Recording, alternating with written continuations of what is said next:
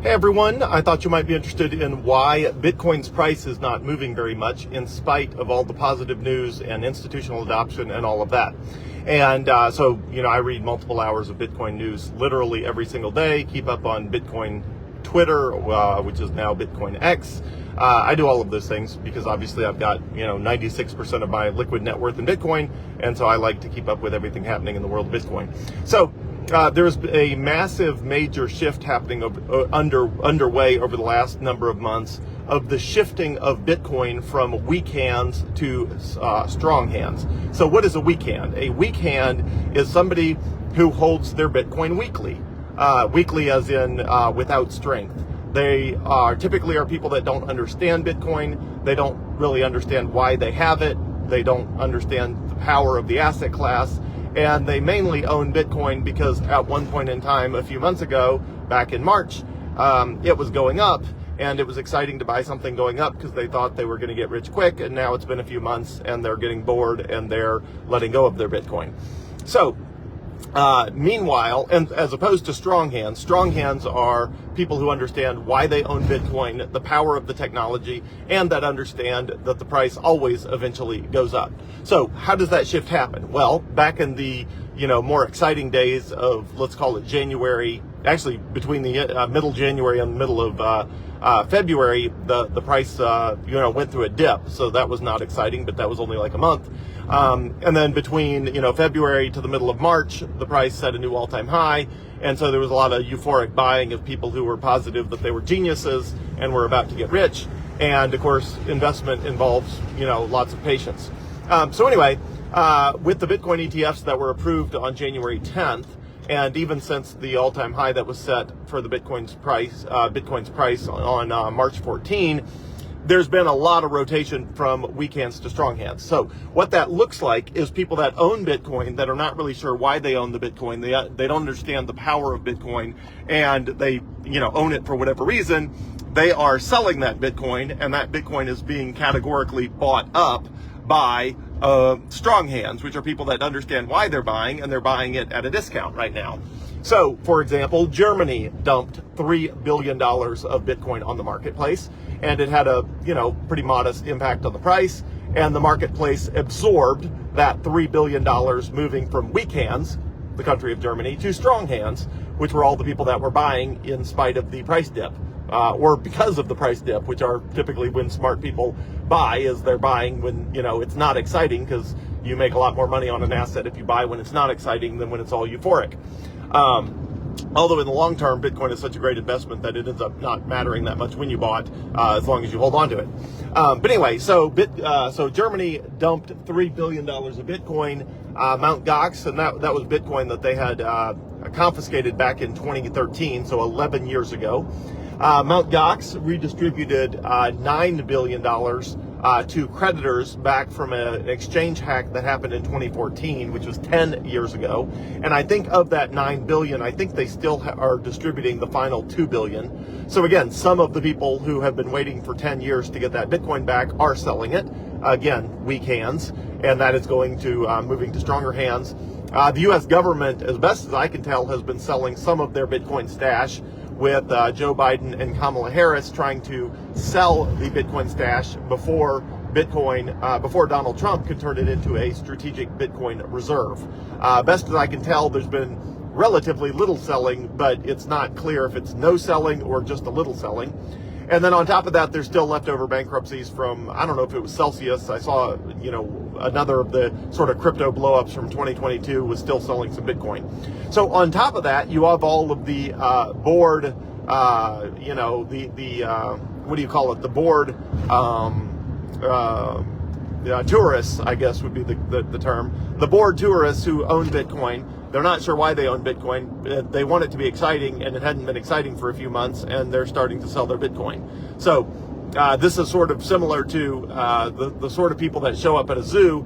If you're a bird watcher and you show up at a zoo and you walk past the birds, you're probably going to stand there a nice long time because you appreciate the birds themselves.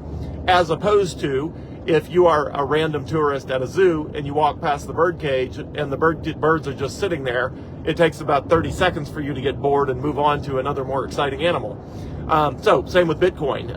The longer people own it where it hasn't done something exciting, the more likely they are to sell it and buy something that feels to them like it's more exciting. Now, in the long term, that's a bad way of investing, because of what it means is you're always moving to the exciting asset, which is the one that's usually topping out.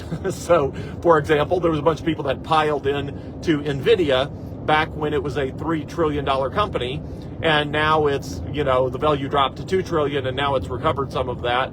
But, the best time to buy NVIDIA was not when it was a $3 trillion company, it was years ago. But the people who were all excited about its perpetual upward motion tend to jump in at the end of the party right before it goes away. So there's just been a huge rotation from weak hands to strong hands over the last few months, and it's amazing how resilient Bitcoin is, still sitting there at about $59,000 to $60,000 a coin, in spite of having to absorb many billions of dollars of sell pressure by a combination of the German government, creditors to Mt. Gox, a little bit possibly from the U.S. government, some other sort of blown up crypto funds that have had to liquidate assets. And on top of that, too many tourists that jumped in near the high of Bitcoin that are now having to, that are now rotating into other assets, which of course makes no sense, but, humans are humans. And then one last thing I'll say is, on that front, is, let me see if I can remember it, had to do with, the other thing is people are getting squeezed, right? So inflation is still, 3% a year. And that's on top of the huge price increases of 20, 25, 30% in cost of living over the last few years. So one thing that squeezes people is when the economy is starting to really struggle, people try to find liquidity. And any asset they own that they could sell in order to save their houses or keep from defaulting on, credit cards or car loans or getting their car repossessed or whatever, people will sell just about any asset they have to keep bad things from happening. So that is also going on as well. A lot of people are struggling. A lot of people are having a hard time. And so what do you do when you're having a hard time? Well, you sell anything that's liquid, and you may not want to sell it. In fact, Bitcoin may be your most precious possession, but if the alternative is losing the roof over your head or losing your transportation to work, well, then you end up having to part with your most precious possession. So some people are getting forced out of Bitcoin because they've got living expenses they can't afford, or a cost of living that's above their means, or because they took on debt that they couldn't really afford, or because they had to refinance at a higher rate, a bunch of different reasons. So what does this mean for the long term? Well, what it means for the long term is now is a fantastic time to buy Bitcoin. Once the price starts to take off, it will likely take off very quickly. And I know, because I can hear the people already in my head, because I know in real life they're going to be telling me, wow, when Bitcoin suddenly goes from 60,000 a coin to 80, 90, 100, 120,000 a coin, there's a bunch of people that are going to be telling me, wow, Joel, I really wish I had bought more. And again, my response, which I will not say, is, well, dang it, as of today, you've had 5 months. You have had 5 months to buy Bitcoin since the last all-time high. 5 solid months. And for most of those 5 months, Bitcoin's been bouncing between, call it 55,000 and 68,000, which was a 6,000 to significantly more discount as compared to the all-time high. So, my advice is the same as always, which is buy as much Bitcoin as you possibly can, sit on it as long as conceivably possible, and now's a fantastic time to do that. And I know as soon as the price goes way up, a bunch of people that are sitting and watching are suddenly going to start buying Bitcoin at 80,000, 90,000, 100,000 a coin that they could be buying right now for 60,000 a coin. And it just makes way more sense for you and everybody else to buy as much Bitcoin at 60,000 a coin as you possibly can, rather than to wait for it to be exciting again, because I promise it will be. I've been here long enough since 2017 that I could promise you it's going to be euphoric at some point. And the question is, how much Bitcoin are you going to own before it's euphoric?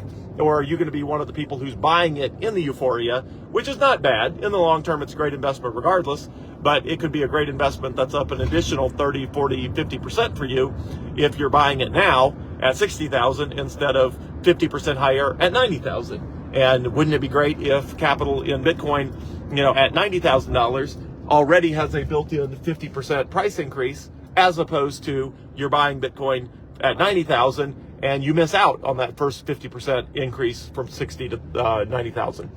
So I'm here if there's anything I can do to help you on your Bitcoin journey. Always a reminder on scams. There's scams everywhere.